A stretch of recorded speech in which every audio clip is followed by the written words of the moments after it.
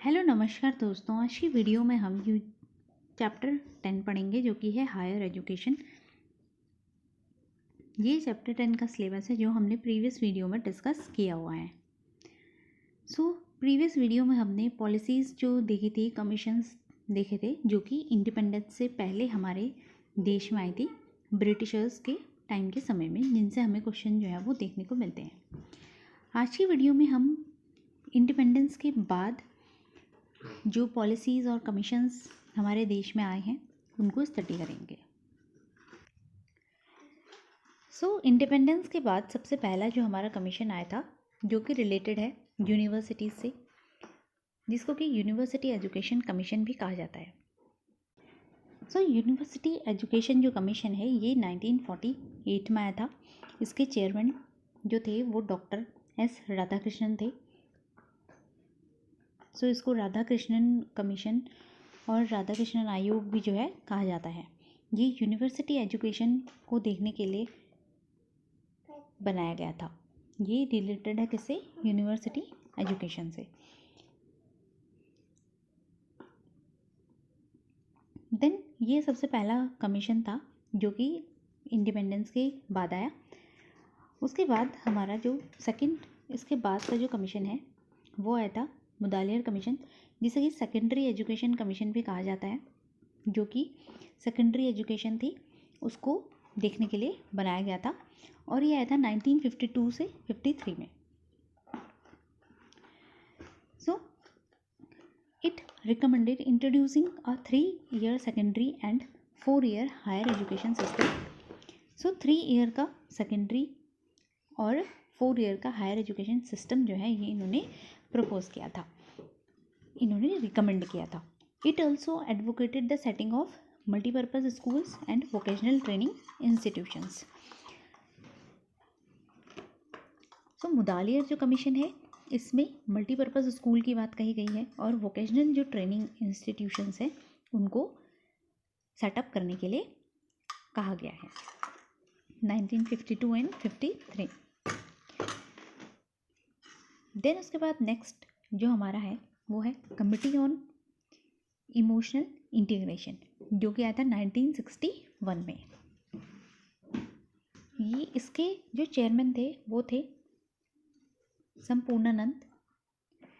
इसमें स्टडी करना था role of educational programs for youth in order to strengthen the process of emotional integration. Emotional integration क्योंकि इस committee का नाम है, इसीलिए इसका जो पर्पस था कि वो स्ट्रेंथन करना है क्या, इमोशनल जो इंटीग्रेशन है उसको।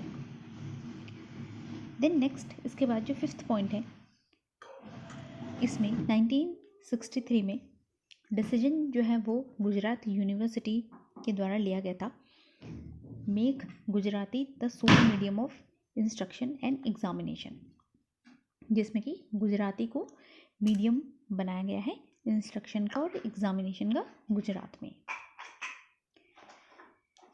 देन इसके बाद जो हमारा नेक्स्ट कमीशन है वो आया 1964 और 66 में, जो कि है कोठारी कमीशन।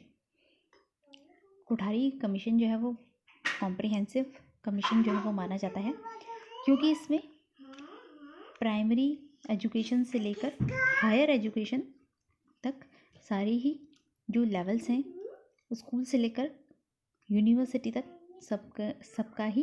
सबके लिए रिकमेंडेशंस जो हैं वो दी गई हैं, इसीलिए इसे कॉम्प्रिहेंसिव जो है कमीशन माना जाता है। कोठारी कमीशन जो है इन्होंने ही रिकमेंड की थी। इनकी रिकमेंडेशंस के बाद ही जो NPE है, नेशनल पॉलिसी ऑन एजुकेशन जो है वो अनाउंस हुई थी, और वो हुई थी कब? 1968 में। अभी तक जो हमारी नेशनल पॉलिसी ऑन एजुकेशन ये थी 1968 की। इसके बाद जो हमारी NPE आई थी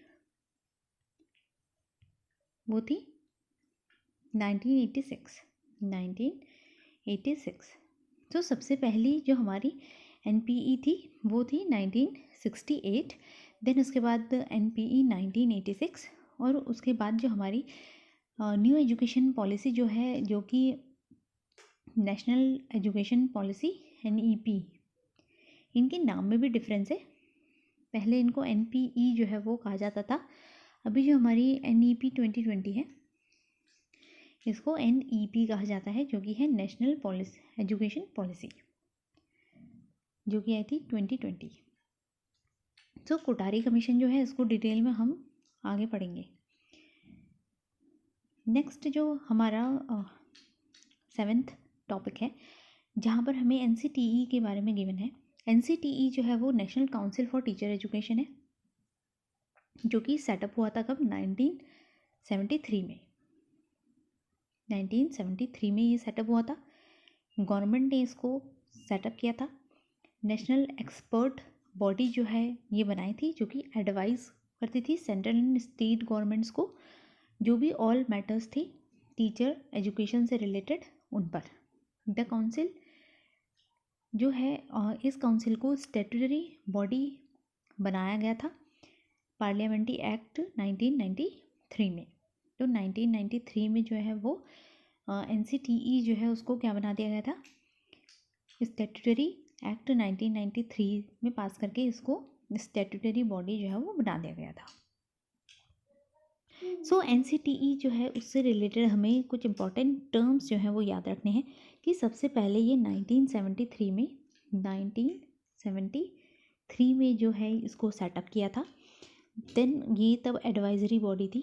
देन उसके बाद जो हमारा एक्ट आया वो आया था 1993 में। 1993 में एक्ट जो है वो स्टैट्यूटरी एक्ट जो है वो बनाया गया। देन उसके बाद 1995 में जो है ये एक स्टैट्यूटरी बॉडी जो है वो बन गई NCTE। देन इसमें हमें कुछ और भी टर्म्स याद रखने हैं कि NCTE जो है इसका जो हेडक्वार्टर है वो कहाँ पर है, दिल्ली में है। हेडक्वार्टर कहाँ है, न्यू दिल्ली में NCTE का हेडक्वार्टर हो गया। और इसको जो हेड करते हैं वो चेयर पर्सन जो है वो हेड करते हैं। और जो NCTE है इसके 4 जो है वो रीजनल सेंटर हैं, जैसे कि इसकी स्पेलिंग है NCT और E, इसमें जो है वो 4 लेटर्स हैं, तो 4 ही इसके क्या है, रीजनल सेंटर हैं। सो इसको हम लर्न कर सकते हैं 3B और J। 3B है इसमें और एक J है, J मतलब जयपुर है, और 3B से भोपाल, बेंगलोर और भुवनेश्वर है। तो ये हमारे हो गए इसके कितने, 4 जो हैं वो रीजनल सेंटर। सो ये कुछ था अबाउट NCTE। आगे हम देखते हैं इसमें।